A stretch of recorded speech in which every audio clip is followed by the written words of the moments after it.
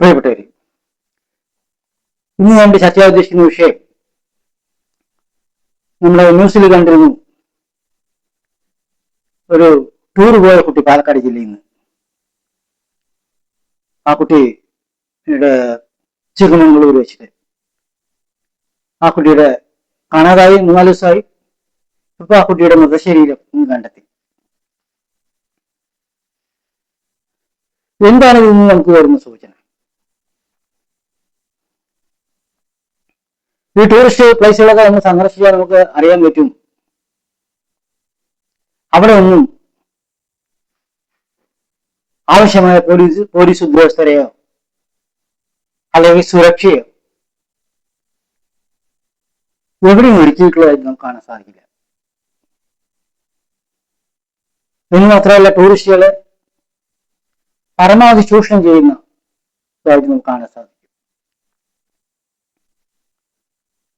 അപ്പൊ നമ്മൾ ഈ ടൂർ പോകുന്ന ആൾക്കാരെ വളരെ ശ്രദ്ധിക്കേണ്ട കുറെ കാര്യങ്ങളുണ്ട്. ഗോൾഡെല്ലാം പ്രൈസ് കൂടിയ സമയമാണ്. ആൾക്കാര് പൈസയ്ക്ക് വേണ്ടി എന്ത് ചെയ്യാൻ പറ്റില്ല. എന്താ സംഭവിച്ചതെന്ന് അറിയില്ല. ഓരോ ടൂറിസ്റ്റ് പ്ലേസുകളും സുരക്ഷയില്ലാന്ന് മാത്രമല്ല,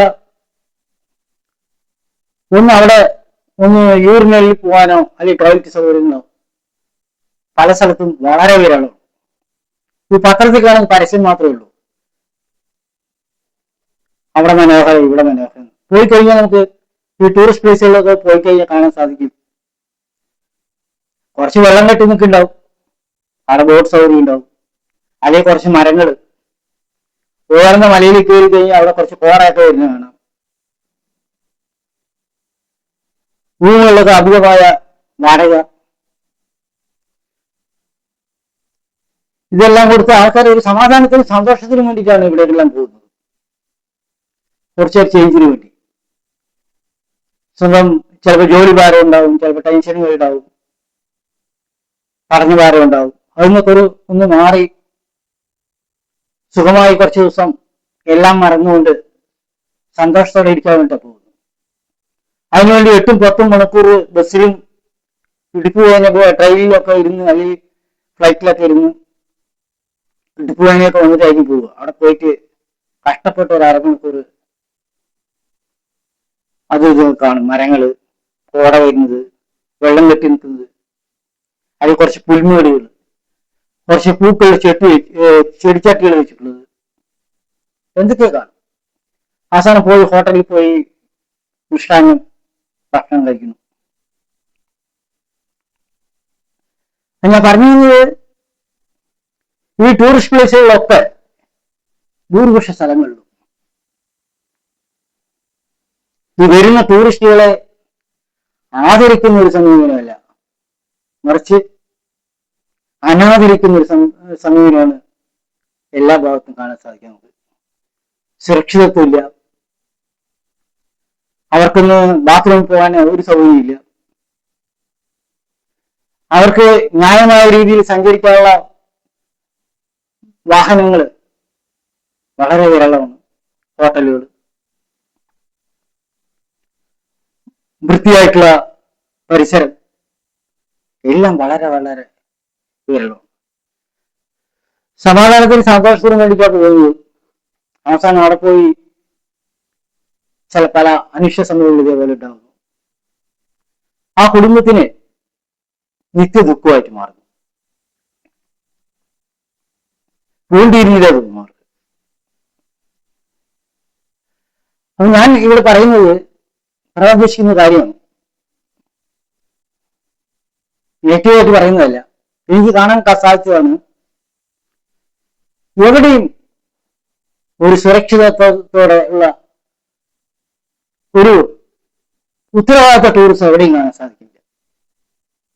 എല്ലാവരും ചൂഷണം. വെറുതെ പരസ്യം കൊടുക്കും, അതാണ് ഇതാണൊക്കെ പരസ്യം കൊടുക്കുക. അവിടെ പോയി നോക്കിക്കഴിഞ്ഞാല് ടൂറിസ്റ്റുകൾക്ക് സുരക്ഷിതത്വമില്ല, പിന്നെ അവർക്കൊന്ന് ബാത്റൂമിൽ പോകാൻ ഉള്ള ഒരു സൗകര്യം ഒന്നും ഒരുക്കുന്നില്ല. വൃത്തിയായ പരിസരമില്ല, എല്ലാവരും ചൂഷണം മാത്രം. ടൂറിസ്റ്റുകളെ അനാദരിക്കുന്ന സമീപനം. ഇവിടെ ആവശ്യമായ സുരക്ഷാ സംവിധാനങ്ങൾ ഉണ്ടായിരുന്നെങ്കിൽ ഈ കുട്ടികളെ മരണം ഒഴിവാക്കാൻ സാധിക്കുകയായിരുന്നു. തീർച്ചയായിട്ടും ഇതുപോലെ ടൂറിസ്റ്റ് പ്രോഗ്രാമൊക്കെ അറേഞ്ച് ചെയ്യുന്നവര് തീർച്ചയായും കുട്ടികളുടെ സുരക്ഷിതത്വം പ്രത്യേകം നോക്കണം.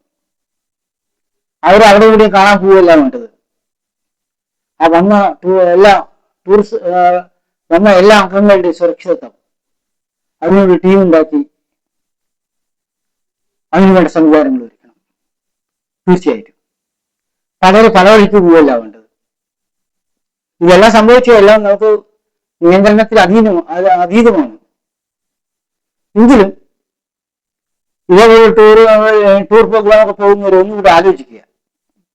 ഈ വലിയ സ്ഥലങ്ങൾ, വലിയ ദൂരങ്ങളിലേക്കൊക്കെ 8-10 മണിക്കൂറൊക്കെ 10-15 മണിക്കൂറൊക്കെ ട്രാവൽ ചെയ്ത് ഒരു സ്ഥലത്തെത്തുമ്പോൾ എത്തേണ്ട ആവശ്യമുണ്ടോ?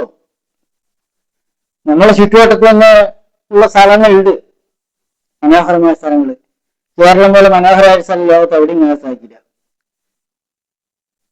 ഓരോ സ്ഥലങ്ങളും കൃഷിയിടങ്ങളും അതേപോലെ നദികളും മലകളും ഇത്രയും ഭംഗിയായ സ്ഥലം ലോകത്ത് എവിടെയില്ല.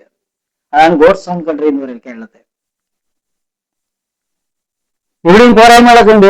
ഞാൻ പറഞ്ഞില്ലേ, ടൂറിസ്റ്റ് പ്ലേസുകളിലൊക്കെ ഒന്ന് ബാത്റൂമിൽ പോകാൻ കൂടെ സൗകര്യമില്ല. ഇപ്പൊ കേരളത്തിലുണ്ട്. എങ്കിലും നമുക്ക് ചുറ്റുവട്ടത്തൊക്കെ നിങ്ങൾക്ക് കണ്ട് ഈ സ്ഥലങ്ങളിലൊക്കെ പോയി ഒരു ചേഞ്ചിന് വേണ്ടി നല്ല ഹോട്ടലിലൊക്കെ താമസിച്ച് ഭക്ഷണമൊക്കെ കഴിച്ച് തിരിച്ചു വരാം. ഒരിക്കലും ദൂര സ്ഥലങ്ങളിൽ പോയിട്ട് അതിന് 8-10-15 മണിക്കൂറൊക്കെ ട്രാവൽ ചെയ്ത് കുറച്ച്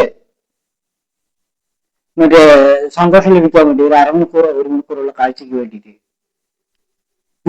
ദൂരെ യാത്ര ആവശ്യമില്ല. കാരണം നിങ്ങളെ ബഹുമാനിക്കുന്ന ആരും ഇല്ല. പിന്നെ ആൾക്കാരെ പൈസയ്ക്ക് വേണ്ടി എന്ത് ചെയ്യാൻ പഠിക്കില്ല, അത് സംശയമൊന്നും വേണ്ട. സുരക്ഷിതത്വമില്ല. അതിനുള്ള നിയമ സംവിധാനം ഇവിടെ ഒരുക്കി വെച്ചിട്ടില്ല. അതിനുവേണ്ടിയുള്ള ഫോഴ്സ് സൗകര്യങ്ങൾ പോലീസ് ഫോഴ്സിന്റെയോ അല്ലെങ്കിൽ എവിടെയൊന്നും കാണാൻ സാധിക്കില്ല. ട്രാവൽ ചെയ്ത് കഴിഞ്ഞാൽ കാണാൻ സാധിക്കില്ല. പിന്നെ അതുകൊണ്ടാണ് പല ഫോറിൻ ടൂറിസ്റ്റുകളൊക്കെ അറ്റാക്ക് ചെയ്യപ്പെടുന്നത്. എവിടെയും കാണാൻ സാധിക്കില്ല. നല്ല ഉണ്ടായി കഴിഞ്ഞാൽ കേസെടുക്കും, അന്വേഷിക്കും. കുറച്ച് ദിവസമായിട്ട് ഇതൊക്കെ ഉണ്ടാവും, കോലാഹലമൊക്കെ ഉണ്ടാവും. അത് കഴിഞ്ഞൊക്കെ വീണ്ടും പഴയ പോലെ. അത് ഞാൻ പറഞ്ഞു വരുന്നത് ചുറ്റുവട്ടുള്ള സ്ഥലങ്ങളെ കണ്ട് രസിക്കുക. നല്ല സ്റ്റാർ ഹോട്ടലിൽ, 5 സ്റ്റാർ ഹോട്ടലിൽ പോയി താമസിക്കുക, ഭക്ഷണമൊക്കെ കഴിക്കുക. നല്ല ദൈവ സ്ഥലങ്ങളൊക്കെ ഉണ്ടല്ലോ അടുത്തുള്ളത്, അവിടെ പോയി താമസിച്ച് ഇത് ചെയ്യുക. ഒരിക്കലും ദൂരയാത്രയ്ക്ക് പോകേണ്ട ആവശ്യമില്ല. പിന്നെ എന്നുള്ളൊരു അഭിപ്രായമാണ് എനിക്ക് കുറച്ച് ട്രാവൽ ചെയ്തപ്പോൾ മനസ്സിലാക്കാൻ സാധിച്ചത്. അത് ഞാൻ നിങ്ങളുമായി ഷെയർ ചെയ്യുന്നത് മാത്രമേ ഉള്ളൂ. ഇതിന് എതിരഭിപ്രായം ഉണ്ടാകും, അത് ഞാൻ സ്വീകരിക്കുന്നു. എൻ്റെ ഒരു അനുഭവത്തിനുള്ള ഒരു കാര്യമാണ് ഞാൻ പറഞ്ഞത്. കുറച്ച് ട്രാവൽ ചെയ്യാൻ പറ്റി. അവിടെയൊക്കെ പിന്നെ കണ്ട കാര്യങ്ങൾ, എന്താണ് ഇങ്ങനെ ഇത്രയും നിരുത്തരവാദപരമായി നമ്മുടെ രാജ്യത്തിൽ നിന്ന് നടക്കുന്നത് എന്ന് പലപ്പോഴും തോന്നിയിട്ടുണ്ട്. അതിഥി ദേവോഭവ എന്നൊക്കെ പറയും, പക്ഷെ എവിടെയും നമുക്ക് കാണാൻ സാധിക്കില്ല. എവിടെയും കാണാൻ സാധിക്കില്ല. ചൂഷണം ചെയ്യൽ എല്ലാ ഭാഗത്തും ടൂറിസ്റ്റുകളെ. അവർക്ക് വേണ്ട അവർക്ക് വേണ്ട അത്യാവശ്യം വേണ്ട കാര്യങ്ങളൊന്നും ഒരുക്കുന്നില്ല, എവിടെയും ഒരുക്കുന്നില്ല. അവരുടെ സുരക്ഷിതത്വം ആരും നോക്കുന്നില്ല. അതുകൊണ്ട് എൻ്റെ ഒരു റിക്വസ്റ്റാണ്, ആരും ടൂർ പോകണ്ട. ചുറ്റുവട്ടമൊക്കെ കാണുക, ചുറ്റുവട്ടമൊക്കെ സഞ്ചരിക്കുക, നല്ല ഹോട്ടലിൽ പോയി താമസിക്കുക, അല്ലെങ്കിൽ ഭക്ഷണമൊക്കെ കഴിക്കുക. കുടുംബത്തിൽ എവിടെയെങ്കിലൊക്കെ അടുത്ത സ്ഥലങ്ങൾ, ദൈവ സ്ഥലങ്ങളൊക്കെ പോയി താമസിക്കുക. അടുത്തുള്ള മനോഹരമായ സ്ഥലങ്ങളൊക്കെ സന്ദർശിക്കുക. 10-12-15 മണിക്കൂറൊക്കെ ഇരുന്ന് പിന്നെ ആട്ടവും പാട്ടും ചാട്ടമൊക്കെ ആയിട്ട് ബസ്സിൽ, അതിൻ്റെ ഒന്നും ആവശ്യമില്ല. അങ്ങനത്തുള്ള യാത്രകളുടെ ആവശ്യമില്ല. കൂട്ടത്തോടെയുള്ള യാത്രയുടെ ആവശ്യമില്ല. ഒന്നിച്ച് 10, 40, 50 പേരൊക്കെ ഒന്നിച്ചൊരു പ്രദേശത്തുള്ള, അതിൻ്റെ ഒന്നും ആവശ്യമില്ല. കുടുംബത്തോടെ പോവുക. ഇതിന്റെ ഒരു അനുഭവത്തിലുള്ള വിളിച്ചിട്ട് പറഞ്ഞതാണ്. അത് ഇതിലഭിപ്രായം ഉണ്ടാവും. നമ്മൾ അഭിപ്രായം അനുസരിച്ച് മുന്നോട്ട് പോവുക. Thank you very much for watching this video.